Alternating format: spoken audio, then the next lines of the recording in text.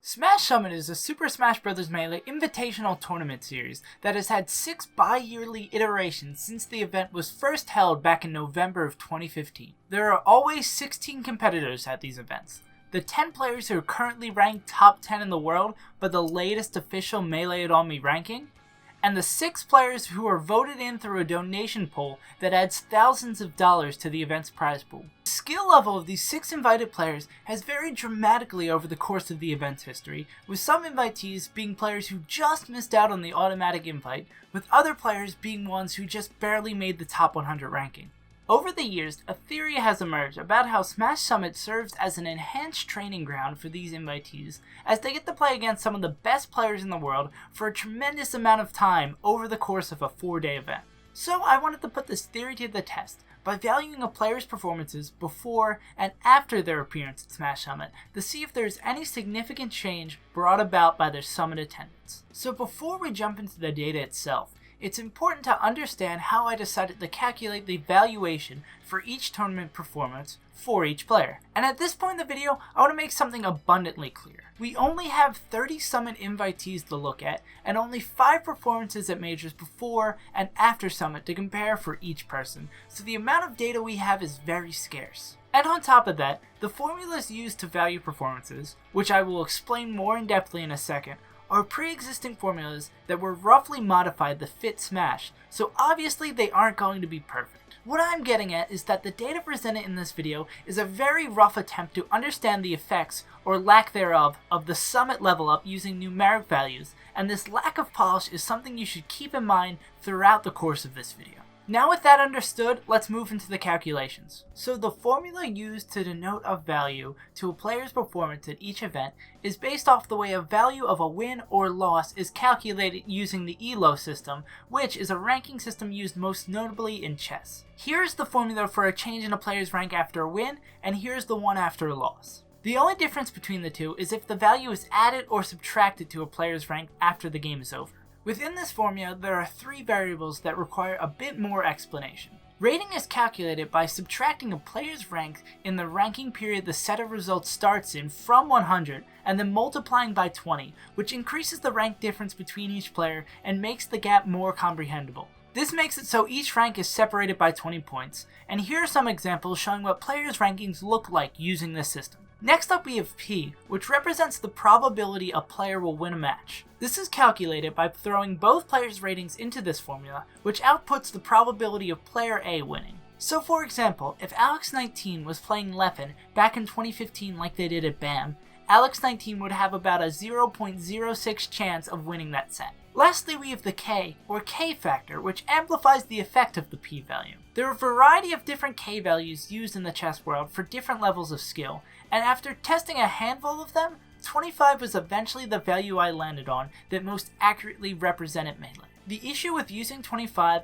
was that losses were way too heavily weighted against players. After trying a handful of different solutions, I went with using a K value of 5 for losses and removing the 2 minus portion of the equation to produce the results that most accurately represented Melee. And so these formulas were used to value 5 at most of the invitees' performances at major events before and after their Summit appearance. All of the players from Summit 6 and most of the players from Summit 5 were not able to be used because of a lack of tournament data after their appearances at Summit because of how recently those events have occurred. This then leaves us with 26 players. So now that you know how performances were valued, we can start looking at the data itself. The critical point that we're going to be spending most of our time talking about in this video is difference in average performance, which calculates the difference in a player's average performance before and after their Summit appearance. Using this metric, we're going to split these players into 3 general groups, of which we will analyze further.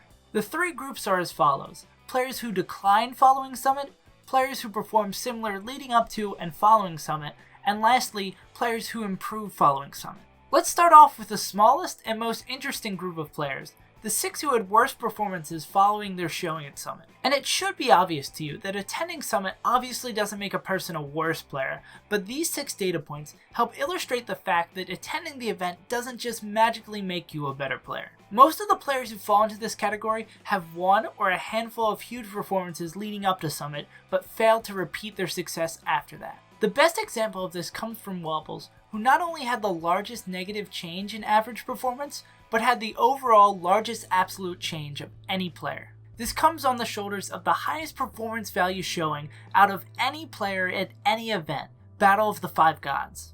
To put this into context, this performance, that valued at nearly 160 or an 8 rank increase, was larger than every other player's total ranking score for all of their 5 pre-summit events combined. So the easy reaction to an outlier this obvious is to remove it from the calculation, and when we do, Wobbles falls into the no effect category instead.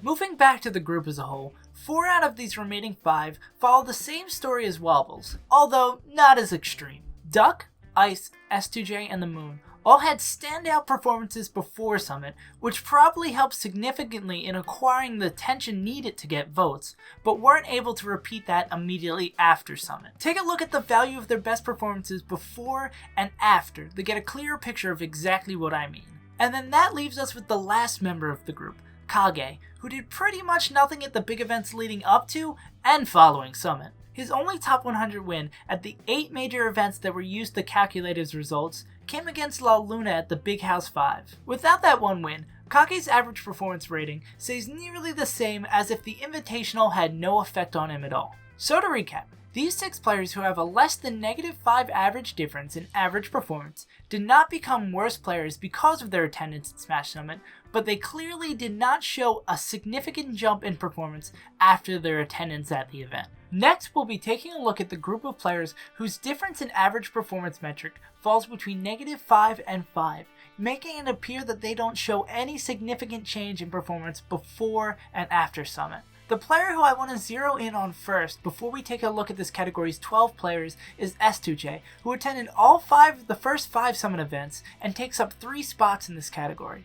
Only his data for the first 4 events was able to be taken into consideration, as he has not attended enough large events since Summit 5. It appears that he performed slightly better after Winter Summits, with him following both 1 and 3 showing minor positive improvements. On top of that, his performance at UGC following Summit 3 is the only time his first major performance after resulted in a positive performance value for him. After UGC, he had great performances at Don't Park on the Grass and Genesis 4, which were the only majors he attended before attending Summit 4, which appeared to bring his hot streak to a stop and brings down his post-Summit 3 average significantly. If his post-Summit 3 calculations didn't include these 2 events, his average would increase by a little over 10 points. So with that in mind, and looking at his stat sheets for his other Summit appearances, S2J's stats show a clear sharp improvement in performance after Summit 3, so it is rightfully being considered as an example of the Summit power-up in action. The performance values of the other 3 really don't stack up to his Summit 3 performance values, with 1 and 2 showing no significant change, and 4, now in the context of his other Summit appearances, looking like it may have done more harm than help. With all of S2J's performances sorted out, let's look back at the 9 remaining Summit appearances left in this category. 6 of these player stories are exactly what the data says. They put on nearly identically valuable performances both before and after their Summit attendance. There's some slight shifts in the before and after performances, like how Duck's solid wins were spread across his 5 events before Summit 3, and they mainly came from Full Bloom 3 after it, but the overall quality of Duck's output was about the same. This leaves us with just Pew Pew at Summit 3, Chudat at Summit 4, and Mafia at Summit 3 to talk about. Mafia falls right in with the other 6 players who are the same before and after Summit, but he has an interesting little tidbit in his stats that I wanted to share. At Pound 2016, Genesis 4, and Gommel 2017, the Moon was the only player in the top 100 he beat. And without his wins over the Moon, his difference in average performance rating drops from a 0.5 to getting close to a declining value at -4.3. This doesn't really teach us much, but is interesting nonetheless. Shu and Pew Pew's side stories also have an anticlimactic ending, with them joining their fellow compatriots in the no significant change distinction, but they're a special breed within this category. If you solely looked at how these 2 performed at the events that directly followed Summit, there would be no doubt in your mind that they were graced by the Summit level up.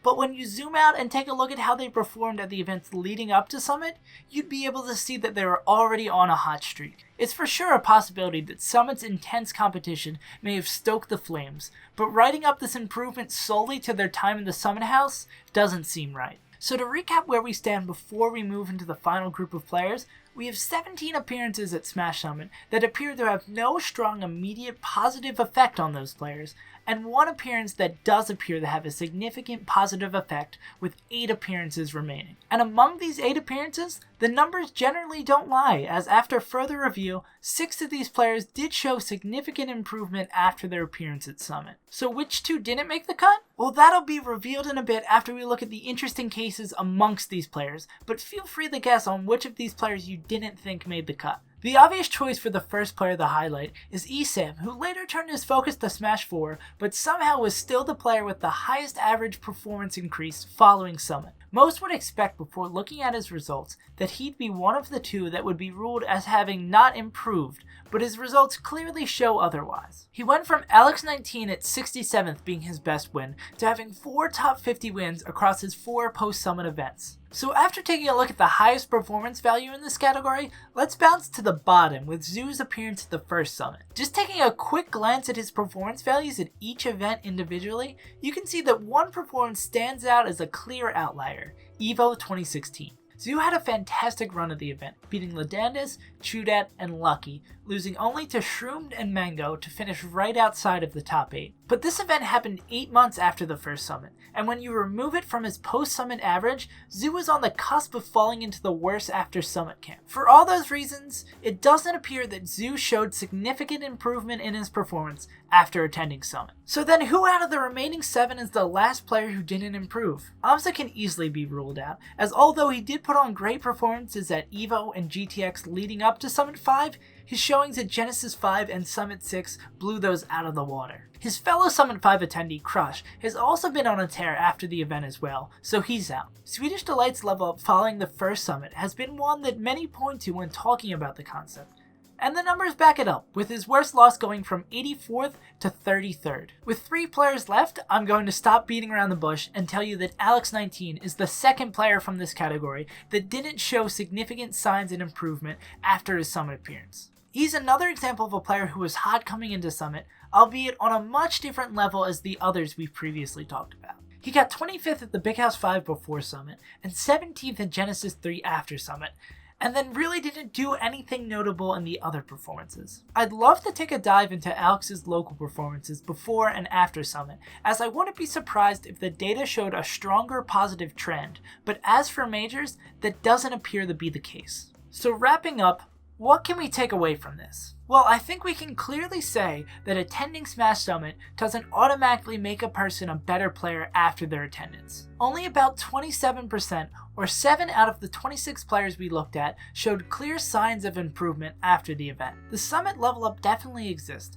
though it is not nearly as prevalent as one may first expect it to be. What I find interesting is how the players that improved were spread out amongst the Summit events, 1 at each of the first 3, and 2 at Summit 4 and 5. I think this shows how players are becoming more aware of the potential value that an invite to Summit will give them as the years have passed, and that it is worth all the hoops they have to jump through to get there. I'm really excited to see how the Summit 6 invitees perform in the long term, and once we have enough data, I'd love to see what it shows us. I hope you guys enjoyed my analysis on questioning the existence of the Summit level up. If you really like my videos and want to get them a little bit earlier than everyone else, you can support me over on Patreon by clicking a link down in the description. And that's about it for this video. I've been SaveAsUntitled, and I will see you guys next time.